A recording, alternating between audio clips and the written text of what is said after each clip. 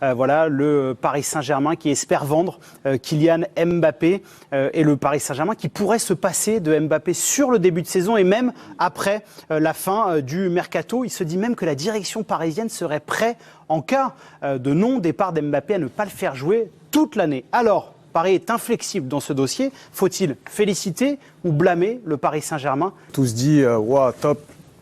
Et au final, on apprend qu'il y a une lettre. Alors peut-être que la lettre a été mal envoyée ou... Paris était au courant de la lettre. De la lettre, effectivement. Donc ça me pose un problème. Mais moi, je pense qu'il faut respecter l'institution. Moi, en tant que joueur, je l'ai toujours respecté. J'étais pas un joueur comme Mbappé. Sinon, je serais pas là avec vous. Mais on serait pas là avec toi plutôt. Ouais, si jamais. C'est plus ça, à mon avis. Aussi, non, mais je taquine un peu, mais j'ai toujours eu du respect pour les grands clubs. On voit au Real ce qui se passe. On voit aussi à Manchester quand tu vois qu'à un moment donné, Cristiano Ronaldo a été virulent envers le club a pris la sanction de l'écarter et au final, on voit que Manchester, ça marche mieux. Ça n'a rien à voir, certes. Mbappé n'a pas volé ce qui lui arrive. Mais à un moment donné, il faut peut-être essayer aussi de tourner la page et je pense... Mais j'ai une question pour le président, quand même. Tu lui reproches quoi, en fait, à Mbappé ? Non, en fait, moi, je lui reproche rien du tout. En quoi il ne respecte pas le PSG ? De vouloir aller au bout de son contrat, en quoi c'est un manque de respect envers le club ? Alors après, il y a eu plein de discussions dans le sens où entre lui et Nasser, il y a eu toujours une promesse comme quoi il partirait pas libre. Mais ça, c'est fait contre ça n'engage que. C'est ce que vous avez écrit dans l'équipe. Non, mais c'est fait contre fait. C'est-à-dire que Mbappé a dit qu'il voulait éviter de partir libre et Nasser Al-Khelaifi estime qu'il lui a fait la promesse qu'il partirait pas libre. Mais là, on est sur parole contre parole, donc c'est impossible on n'était pas là pour juger, mais moi, je pars du principe que j'ai toujours respecté un club et l'institution et qu'il est normal Donc c'est point pour Swan et non, Émilie. pas de prolonger. Mais je sais pas, il aurait mal parlé à son entraîneur, il aurait refusé Oui, mais Cristiano Ronaldo, ton exemple est bon, je crois qu'il était parti, quand il était à la Roma, il est parti à la mi-temps de match, parce qu'il a été remplacé, etc. Donc c'est des fautes professionnelles. On est tout à fait... C'est des fautes sanctionnables par un club. Mbappé, il veut aller au bout de son contrat et s'en aller librement. Mais comme n'importe quel salarié, je vois pas en quoi il manque de respect au Paris Saint-Germain. Pour me faire l'avocat, 30 il avait secondes. prolongé l'été dernier ou il n'a pas prolongé ? Il a prolongé.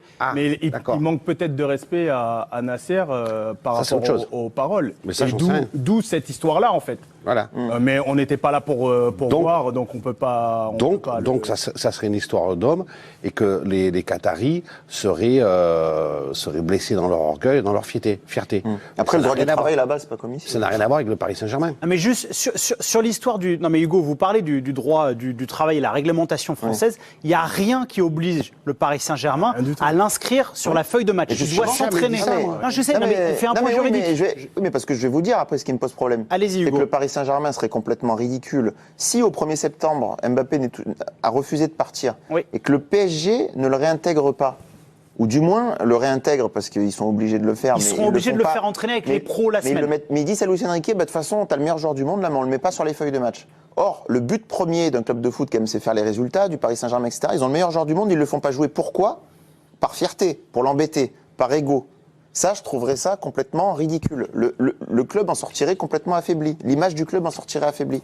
Émilie, on le sait, la position du Paris Saint-Germain, les Qataris sont vexés. Ils ont clairement l'impression qu'Mbappé leur manque de respect. Est-ce que vous, cette théorie, que Mbappé soit sur le banc toute l'année, en cas de non-transfert à Madrid, vous y croyez ? Moi, j'arrive pas à y croire. Parce que par contre... je félicite l'institution d'enfin mettre des règles. Si on prend effectivement le parallèle de l'entreprise, dans une entreprise, quand tu as une stratégie de changement et que tu veux mettre en place des choses, tu es obligé d'avancer et ceux qui veulent pas avancer avec toi, ou en tout cas pas avancer comme tu le souhaites, tu les écartes et tu les mets de côté, c'est comme ça. Par contre, effectivement, se priver du meilleur joueur, oui, ça pose souci. Si on parle de tout ça, parce que c'est Mbappé. Pour X ou Y, on n'aurait pas eu les mêmes débats. Se priver du meilleur joueur aujourd'hui, oui, c'est compliqué. Par contre, si tu veux asseoir une autorité, et si c'est pour une nouvelle ère et réformer des choses, bah oui, c'est nécessaire. Par contre, est-ce que j'y crois? Ce serait ubuesque de le voir sur le banc. Adrien, je crois que cette fois, vous avez la déclaration de Nasser El-Khelaifi qui parle de Mbappé à travers la présentation de Ramos. Ouais, il a dit Nasser El-Khelaifi, Gonzalo Ramos est un jeune joueur international fantastique, ultra motivé, qui se bat pour l'équipe. Ce sont ce type de joueurs qui sont l'avenir de notre grande institution. Le message est passé. Je peux juste poser une question à Émile. Allez-y, Bernard. Je n'ai pas bien compris dans ce que tu viens de dire. C'est-à-dire imposer des nouvelles règles. Ça veut dire qu'à partir d'aujourd'hui, à partir de la jurisprudence Mbappé, c'est le PSG qui décide quand tu dois prolonger ou pas chez eux. Et si toi tu veux pas, c'est comme toi, tu veux pas rester à l'équipe TV, on te dit non, tu vas rester quand même. Donc ça s'appelle l'esclavagisme moderne. Non, ça veut dire que tu ne veux pas... Regarde, par exemple, si je pose ma démission, tu n'es pas obligé de l'accepter. Et si je veux rester alors que tu veux me faire partir en cas de plan... On fera pas un débat sur les contrats de travail. Et Bernard, l'équipe TV, elle peut y rester tant qu'elle veut, Émilie, puisque ça n'existe plus, c'est l'équipe 21, si on veut être précis. Non, c'est la chaîne L'équipe. Alors là, je lui fais un truc pour qu'il plonge. Et je plonge. Et mon petit Mémé Castaldi, il y va. Il plonge. Bernard, pour me faire l'avocat du Paris Saint-Germain. Ou du diable. J'ai compris votre théorie et effectivement... C'est pas une théorie, ce sont des faits. Kylian Mbappé ne se met pas à la faute. Néanmoins, est-ce que vous pouvez comprendre l'agacement du PSG? Bien sûr. Voilà. Que les Qataris soient blessés dans leur orgueil et leur fierté parce que ça ne correspond pas à leur culture, à leur mode de fonctionnement, ça, tout à fait. Maintenant, Mbappé, il a un autre mode de fonctionnement. On l'a bien vu, c'est un businessman, c'est une entreprise, une multinationale à lui tout seul, et lui, il a d'autres objectifs, d'autres choses. Moi, la seule chose qui m'a dérangé, parce que des cas, alors Mbappé, c'est un cas qui est ultra médiatisé, mais j'en ai connu dans ma carrière, à l'appel, des trucs comme ça.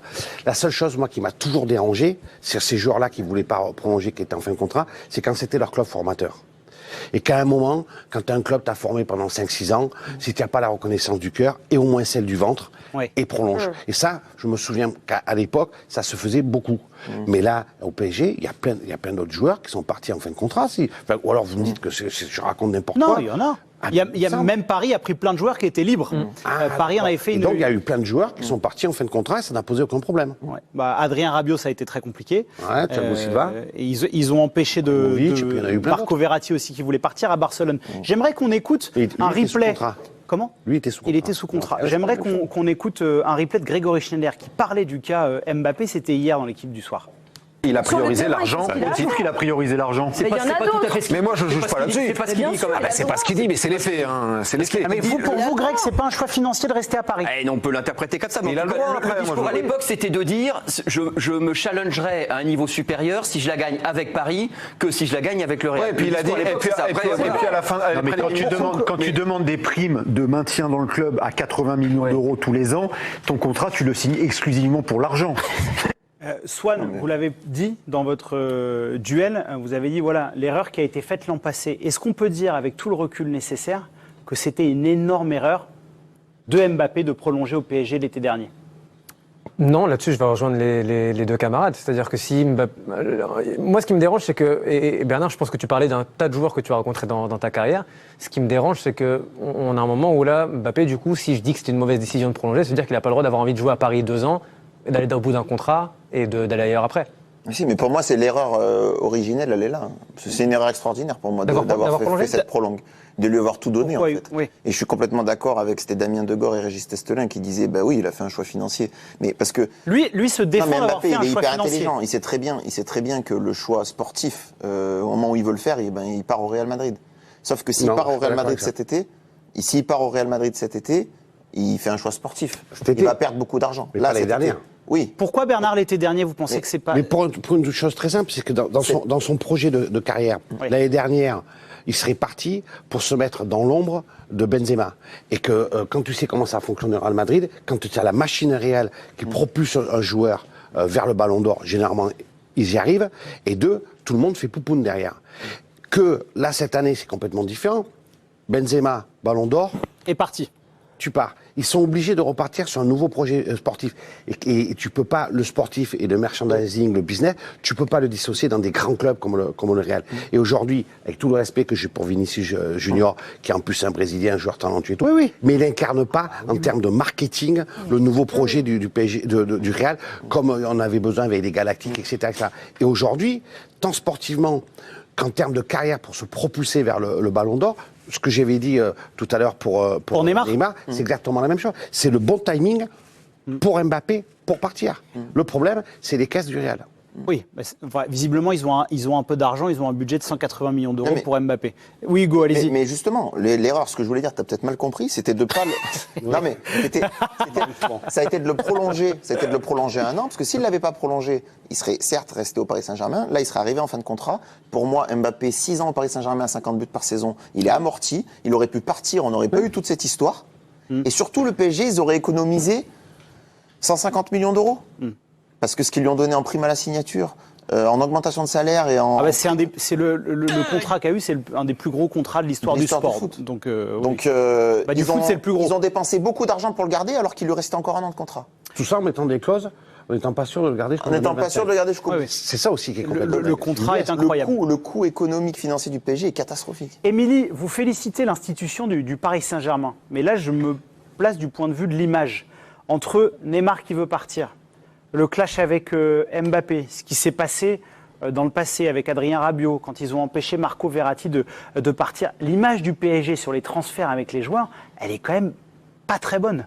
Elle a toujours été. Mais en même temps, est-ce qu'on passe de un club qui laisse tout passer à ses joueurs, mine de rien, parce que c'est ça aussi. Le PSG avait aussi une mauvaise image de si tu passais par Nasser, ça allait. Le coach n'avait pas il n'était pas libre de mais ils prendre des pas décisions, de combat, etc.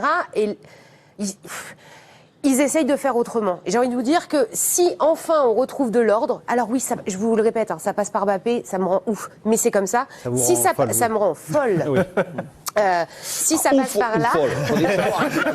C'est un peu précis dans ce que tu dis, parce que moi je vais virer dingo. Je peux pas suivre, moi. Mais si ça doit passer par là pour remettre un peu de cadre, etc., oui. Et de toute façon, l'image du PSG, est-ce qu'elle est bonne ? Non. Non, mais vous pensez vraiment que d'aller au clash avec le meilleur joueur du monde qui respecte son contrat, ça renforce l'image du PSG ? Là, je reprends le point de l'ego.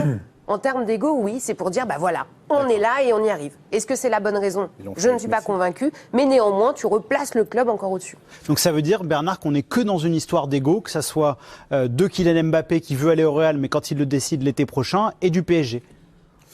Malheureusement, oui.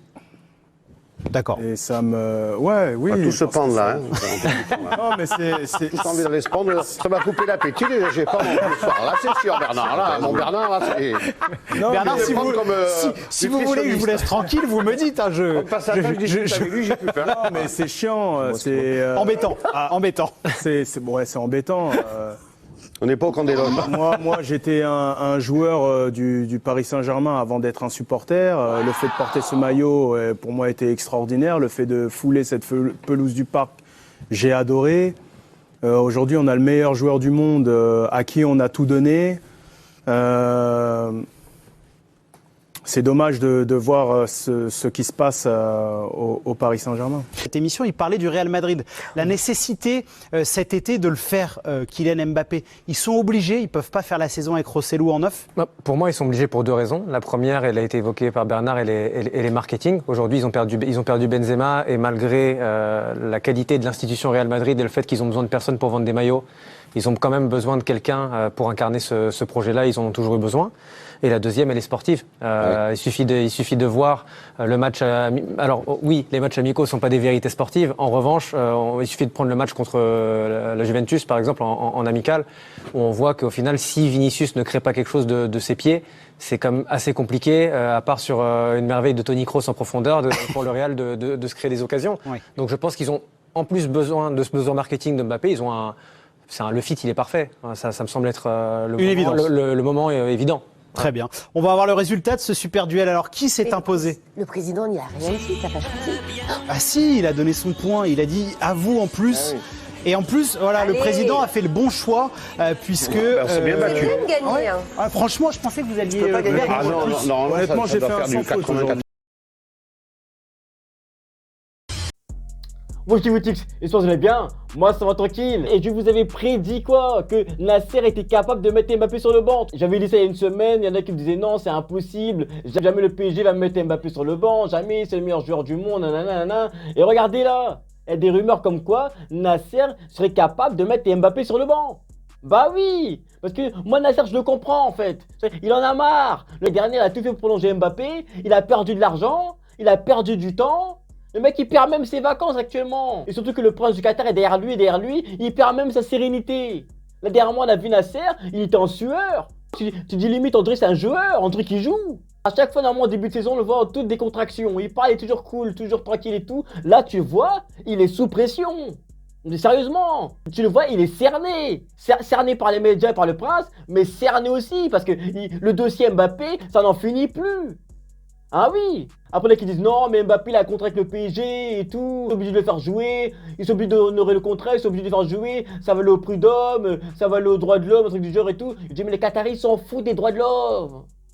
Ils s'en foutent. Tu crois que quand il fallait construire les stades pour la Coupe du Monde, ils ont demandé des conseils en droits de l'homme, ils ont regardé le manuel des droits de l'homme, ils ont regardé, ils ont lu ce que Robespierre, ce que les Lumières avaient écrit? Ils s'en foutent des droits de l'homme. Ah non. Ils ont mis la lumière sur les ouvriers, ils leur ont dit charbonner et on prend vos passeports. C'est tout ce qu'ils ont fait. Les ouvriers ont charbonné sur 45 degrés et ils pouvaient pas rentrer chez eux parce qu'ils avaient carrément séquestré sur place. Sérieusement, ils s'en foutent des droits de l'homme. Pour eux, c'est que l'argent qui compte et le travail et leur volonté. Dès qu'ils n'ont pas ce qu'ils ont, ça commence à s'énerver, c'est l'ego qui est un peu blessé. Et là, dans le cas Mbappé, c'est pareil. C'est pareil, le mec est revenu au PSG en septembre. Ils vont lui confisquer son passeport. Ils vont même lui confisquer son frère. Ils vont mettre son frère à la réserve. Il va plus jouer. Parce que vous avez la vérité, là, Ethan Mbappé, il était là, il est là au PSG parce que c'est le frère de Mbappé. Il n'a pas vraiment un talent particulier. Son seul talent, c'est je suis le frère d'Mbappé. Mais maintenant qu'il s'embrouille et tout, tu vas continuer à jouer au PSG? Ils vont le mettre de côté. Sérieusement. Ah oui, mais la faute à qui? C'est Mbappé qui dit je veux rester au PSG, je veux rester au PSG. Mais tu vas rester. Mais tu vas rester sur le banc. En tant que spectateur. Voilà, c'est tout. Après, là, qui disent oui, mais Luis Enrique n'a pas accepté. Parce que Mbappé est là dans l'effectif et il joue pas. Mais je veux dire, mais qui a ramené déjà Luis Enrique? Parce que le mec était en échec avec l'Espagne. Oui, c'est bien avec des nations et tout, c'est bien. Mais c'est une coupe en chocolat. On s'en fout. C'est Nasser qui signe ses chèques, il va accepter. Et je pense même qu'il sera content d'avoir comme coach adjoint Kylian Mbappé. Ah bah oui, mais c'est pas toi Mbappé qui disait je veux plus de responsabilités? Ah bah t'en auras plus. Là, la saison prochaine, tu seras coach adjoint. Et limite aussi un peu vice-président. Ah bah oui, voilà. Mais c'est toi qui réclames. Tu réclames des choses. Après, on te donne les choses et t'es pas content. Tu vois? Parce que là, le PSG, j'avoue, t'as tout donné. Le PSG t'a tout donné, un contrat de malade. Là même, je me dis, mais qui a écrit ce contrat? C'est pas l'avocat qui a écrit ce contrat, c'est pas possible. C'est le fils de Nasser qui a écrit le contrat. Parce que vous lui avez donné trop d'argent et trop de pouvoir, trop de possibilités. Et vous avez cru à sa parole. Vous n'avez même pas écrit une clause et tout, vous avez cru à sa parole. Vous faites un contrat, vous le signez avec le maillot 2025, et la seule certitude qui vous dit qu'il va rester en 2025, c'est il a juré sur la tête de sa mère qu'elle n'allait jamais partir libre. Non mais sérieux, mais on est où quand même? Non mais il faut que ce soit écrit, documenté, pas à l'oral. Sérieusement. Ah non, vous savez très bien que Mbappé, il est un peu fourbe, il est un peu comme ça. Il joue sur le terrain, mais il joue aussi très bien aussi en dehors du terrain. Il manipule très bien les gens. La dernière, on a vu comment il a manipulé Real Madrid, comment il a manipulé Florentino Pérez. Pérez était à 2 doigts de porter plainte contre Mbappé pour abus de faiblesse sur senior. Ah bah oui, sérieusement, il manipule tout le monde. Non, on peut pas sur une parole, sérieusement. Le cas Nasser est très énervé. Et on sait très bien que lui, quand il est énervé, il a l'habitude de séquestrer les gens. Ah lui, il est comme ça. Et au Qatar, il en a séquestré je sais pas combien. Donc là, il va séquestrer Mbappé. Et vous allez voir. Il y en a beaucoup qui ne croient pas, qui disent non, c'est impossible et tout. Moi, je vous le dis, vous serez surpris. Vous serez surpris. Au PSG, tout est possible. Tout est possible. En même temps, je peux un peu comprendre Nasser. Parce que franchement, ils t'ont tout donné, ils ont tout fait pour toi et tout, Mbappé. L'année dernière, sur Instagram, je sais pas, le Kylian Saint-Germain. Si, c'était carrément le Kylian Saint-Germain. Le PSG t'a tout donné. Et toi, tu peux même pas partir et au moins laisser 1 euro symbolique. Tu vois, même pas laisser au moins 10 millions. Laisser au moins un ticket restaurant. Je sais pas, tu peux même pas. Eux, ils pompent leur pétrole et toi, t'es venu pour pomper le fric du PSG et te barrer. Voilà ce qu'ils étaient venus faire. Mais là, je pense qu'ils ont vu ta vraie face. Ils ont vu ta vraie nature. Et là, Nasser et les Qataris n'ont pas laissé passer. Ah non. Et tu verras que un an sans jouer comme ça, tu verras que Haaland va briller, Vinicius va briller, tu verras, tu vas même prendre du poids, tu seras hors de forme. Moi, je te le dis, même en janvier, c'est toi qui as demandé de partir. Toi, avec l'ego que tu as, avec le melon que tu as, tu vas pas accepter que pendant 6 mois, on parle plus de toi, tu marques plus, tu n'es plus le centre de l'attention. Je pense qu'il va pas accepter. Donc, ça, c'est une bonne stratégie de la part de Nasser, comme ça. Ça va l'inciter en fait à demander le transfert, à demander son départ. Donc, c'est une bonne stratégie en fait. Voilà. Mais dites-moi dans les commentaires ce que vous en pensez. Est-ce que pour vous, Nasser et le PSG est capable de mettre Mbappé sur le banc toute la saison? Dites-moi ce que vous en pensez dans les commentaires. Et on se capte plus tard.